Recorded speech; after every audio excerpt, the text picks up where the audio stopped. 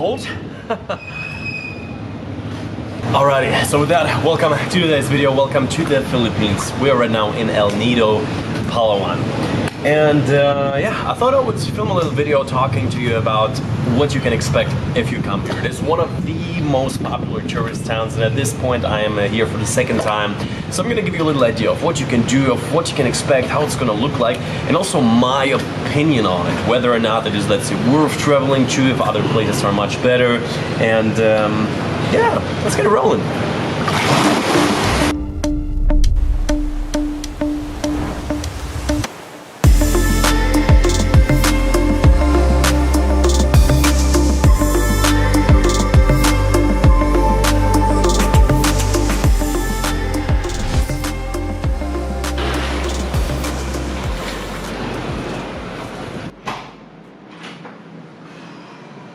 Fresh and showered, let's get into the video. So obviously the main selling point with Palawan, and I couldn't agree more with it, is the nature. Absolutely breathtaking, limestone formations, overall very, let's say, big and colorful nature, especially the beaches, some of the bluest of waters. So that, without a doubt, is probably what gets the most people here.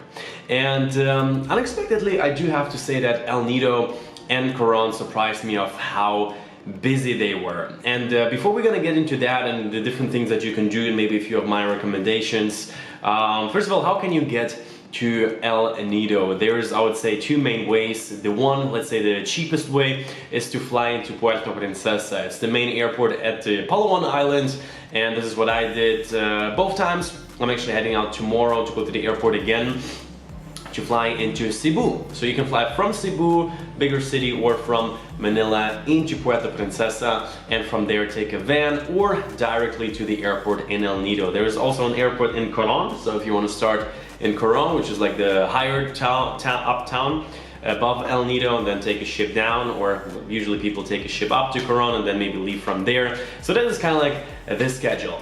And just to be talking about what you can do here in El Nido, I would say there's, let's say, 2 or 3 main things, and one of them is definitely the island tours. And doing one of those island tours, you can book them pretty much everywhere. If you're going to be staying in El Nido town, you're going to be offered them everywhere, so you're not going to have any issues doing that.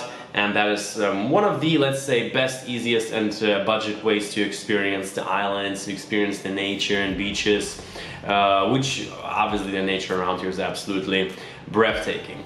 But with that, also the point, the town is quite small, and what I did not expect is really how small it would be. So it is pretty much one main road, and I think I'll include a few clips of me actually wandering around in the last few days. One main road with different restaurants and different places, scuba diving places, so that's another activity I personally did not do, but you could be doing here. Also, different places are adapting, so you can actually find even like a lot of vegan places, plant-based places, which I checked out and are really, really nice. But with that, you also have to keep in mind that the price range therefore is bumped up a good bit. So it's still relatively affordable, but at other places where you would be paying like $3–4, here you pay more like $5–6–7 for a decent meal, and up if you go to really the nice restaurant, the Greek restaurant I mentioned before. And when it comes to activities that you can do from El Nido, one of my favorite things to do is go to Nakpan Beach. You rent out your own scooter, and from there it's kind of like, I believe, a 40–50 minute ride. The beach is very wide and pure white sands during a day with good weather.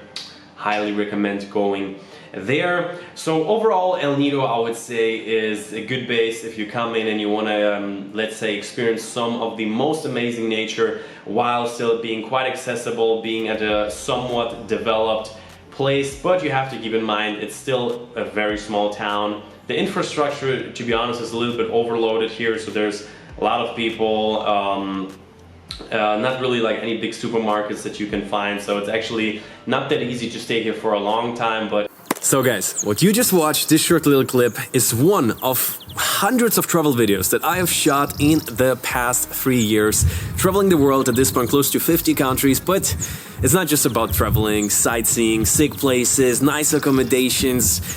It's a little bit more about, I call it building freedom. That's what Got a World to See stands for. Living in different countries, creating a life that you can wake up in the morning and be excited about. So the little piece that you saw here, this is my highlight clip channel. So if you don't know what I'm up to, check out my main channel, Danny Got a World to See. I will link the specific video that you have just watched in the description.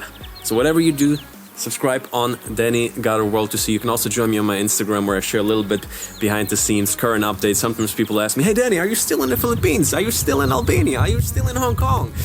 And sometimes the video is already years old, and these highlight clips, they're all taken from the past 2-3 years. And so I hope you enjoyed it. Check out the full episode below, and we're gonna see each other very soon.